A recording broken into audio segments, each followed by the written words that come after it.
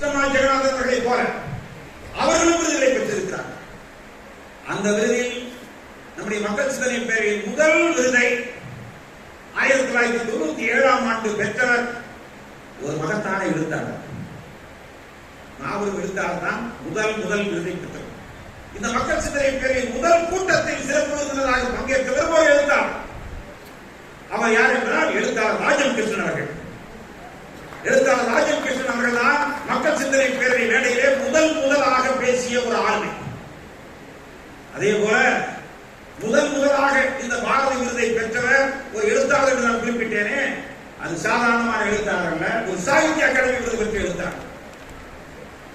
அது மட்டுமல்ல, அவர் ஒரு சிறந்த கல்வியாளர், முதன்மை கல்வி அலுவலராக திகழ்ந்தவர். அது மட்டுமல்ல, அவரது பெருமை தவத்திரு குன்றக்குடி அடிகளார், பெரிய அடிகளார் இருக்கிறாரே, அவரை பற்றி முதலிலே தமிழகத்தினுடைய ஆன்மீக வழிகாட்டி என்ற அருமையான ஞான பெட்டகமான ஒரு புத்தகத்தை முதலில் எழுதி எழுத்தாளர் தான் மக்கள் சிந்தனை பேரையில் முதல் பாரதியை பெற்றார். எவ்வளவு ஒரு சந்தோஷமான விஷயம். அப்படிப்பட்ட 27 ஆண்டுகளுக்கு முன்பு சமனா கரன்சியில் முதல் பாரதியை பெற்றவர் 27 ஆண்டுகளுக்கு பிறகு நவத்திரு குன்றக்குடி அடிகளாருடைய திருவுருவ படத்தை திறந்து வைத்து உரையாற்றுவதற்காக அழைக்கப்பட்ட எழுத்தாளர் பொன்னியன் அவர்கள். இவர்தான் நம்முடைய முதல் பாரதி விருதை பெற்றவர். எவ்வளவு மகிழ்ச்சியாக இருக்கு. முதல் பாரதி விருதை பெற்றவர் 27வது பாரதி விருதை பெறுவதற்காக இந்த மேடையிலே வந்து நிற்கிறார் என்றால் அதிலும் நவத்திரு குன்றக்குடி அடிகளார் அவர்களது நூற்றாண்டு, இது பெரிய அடிகளார் அவர்களது நூற்றாண்டு. இவ்வளவு சாதாரணமான விஷயமா பெரிய அடிகளாருடைய நூற்றாண்டு. நம்முடைய விவேகானந்தர் யார்? இந்த மண்ணின் விவேகானந்தர் யார்? நான் எண்ணி பார்க்கிறேன். மகத்தான மாமனிதன். நல்ல வேளை அந்த மாமனிதனுடைய அவரோடு பார்க்கிற, பழகுகிற, சின்னஞ்சிறு வயதில் இருந்து அவரது உரையை கேட்கிற, அவரது பாங்கறிந்து பேசுகிற அந்த பட்டிமன்ற ஞான பட்டிமன்றங்களை எல்லாம் உடனிருந்து பேசுவதற்கும் அல்லது பார்ப்பதற்கும் அறிஞர்கள் மக்கள் கேட்கிற போது அவர் கடைசியாக ஒரு 2-2.5 மணி நேரம் தீர்ப்பு சொல்கிற போது அந்த தீர்ப்பை முன்வரிசையிலே இருந்து கேட்பதற்குமான வாய்ப்பு பெற்றவன் என்ற முறையிலே சொல்கிறேன். நவத்திரு குன்றக்குடி அடிகளார் அவரை பற்றியான முதலிலே ஒரு ஆய்வுபூர்வமான அற்புதமான வித்தியாசமான புத்தகத்தை எழுதியவர் தான் நம்முடைய மரியாதைக்குரிய பொன்னியன் அவர்கள். அவருக்கு சரியாக 85 வயது. இன்னும் ஒரு 4-5 நாட்களில் அவருக்கு 85வது பிறந்த நாள். நான் முதலில் அவருக்கு மட்டுமல்ல அவர் குடும்பத்தாருக்கு நான் நன்றியை தெரிவிக்கின்றேன். ஏனென்றால் அவர் குடும்பத்தார் உதவி இல்லாமல் இருந்திருந்தால் அவர் இங்கு வந்திருக்க இயலாது. நான் அவர் மகள்களே தொலைபேசியிலே பேசி எப்படியாவது அப்பாவை நீங்கள் பெரிய நிகழ்ச்சிக்கு கூட செல்வதில்லை என்று அறிந்தேன். இருந்தாலும் அவர் வர வேண்டும்.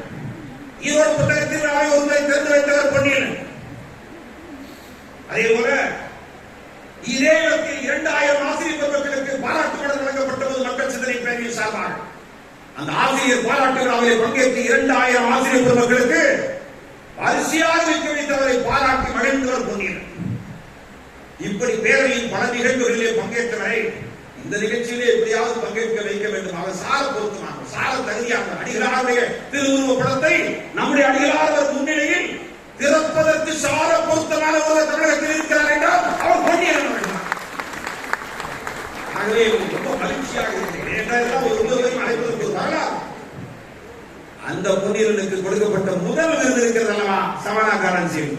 அந்த முதல் விருதுக்கு தலைமையேற்றவரும் யார் கரங்களால் வழங்கப்பட்டது அந்த விருது என்றால் அவர்தான் பத்மஸ்ரீ எஸ்.கே.எம். மயிலாடுதுறை.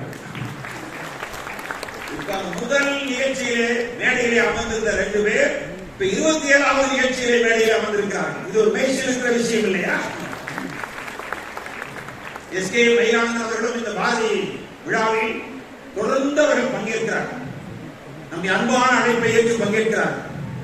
நான் உள்ளபடியே மற்ற மகிழ்ச்சியோடு இந்த மேடையில் நான் நிற்கின்றேன். ஏனால் 27 ஆண்டுகளுக்கு முன்பு இந்த பேரவை தொடங்கிய காலத்தில் இருந்தவர்கள் இப்போது சிறப்பான முறையிலே உலகெங்கும் இந்த பேரவை ஏறத்தாழ 20 மாவட்டங்களுக்கு மேல் பேரவை வெளிவந்திருக்கிறது. ஒரு சென்ற 30ஆம் தேதி நவம்பர் 30ஆம் தேதி தான் ஜப்பான் நாட்டில் மக்கள் சிந்தனை பேரவையின் கிளை சார்பாக பாரதி விழா நடைபெற்றிருக்கிறது. மக்கள் சிந்தனை பேரவையின் கிளை ஜப்பானிலும் பேர் கொண்டு இருக்கிறது. அங்கும் பாரதி விழா நடைபெற்றிருக்கிறது. நாங்கள் மயில்சாமி அண்ணாதுரை அவர்களும் நம்முடைய மரியாதைக்குரிய பேராசிரியர் மணிகண்டன் அவர்கள் மக்கள் சிந்தனை பேரில் சார்பாக அழைக்கப்பட்டார். அங்கு சென்றவர்கள் பேசினார். நான் இங்கிருந்து காணொலி வழியாகத்தான் அந்த வார விழாவிலே பேசினேன். இப்போது 30ஆம் தேதி அங்கு ஜப்பானிலே மக்கள் சிந்தனை பேரவை வாரிகள் நடத்தியது என்றால், இப்போது பறந்து விரிந்திருக்கிற இந்த பேரவை 27 ஆண்டுகளுக்கு முன்பு வந்தவர்கள் வந்திருக்கிற இந்த நிகழ்ச்சியிலே நான் அவர்களை நெஞ்சாக பாராட்டுகிறேன். இந்த இடத்தில் ஒரு குறிப்பிட்ட அம்சத்தை நான் அடிக்கோடு சொல்வேன், வரையிலே சொல்லியிருக்கிறேன். குன்றக்குடி அடிகளார், பெரிய அடிகளார் அவர்கள் மறைந்தவர்கள் அந்த இடத்தை ஈடு செய்ய முடியாத இடத்தை விட்டு நிரப்பிய பெருமை நம்முடைய அடிகளாருக்கெல்லாம் இருக்கிறது. எத்தனை பெரிய பேரமைப்புகள் அந்த ஆளுநர் வீழ்ந்தவர்கள் அடுத்தவர் யார் என்ற கேள்விக்கு பதிலில்லாத அமைப்புகளை நான் பார்க்கிறேன். அடிகளாரவர்களே, உங்களுக்கு நான் நன்றி பாராட்டுகிறேன். தமிழ் கூறி நல்வரகத்தின் சார்பாக நன்றி பாராட்டுகிறேன். ஏனென்றால் அந்த அடிகளாரினுடைய அடிகளவராமல், அவருடைய கொள்கை தவறாமல், அவரோடு சில ஆண்டுகள் தான் உயிரோடு இருந்தபோது நீங்கள் இருந்திருக்கிறீர்கள். ஆனால் பல 50 ஆண்டுகள் கூட இருந்தால் கூட அந்த அளவுக்கு ஐக்கியமாக முடியாது சொல்லத்தக்கவர்களே, அவரை உள்வாங்கி அவரை நெஞ்சிலை இறக்கி அவரை போலவே நடந்து கொள்ளவும். அவர் வேற பாணி பேச்சென்றால் இவர் வேற பாணி பேச்சென்றால் இருவரும் சொற்பொழிவாளர்களாக சிந்தனையாளர்களாக வளர்ந்திருப்பது தமிழ் ஒரு நல்லுலகத்திற்கு பெருமை.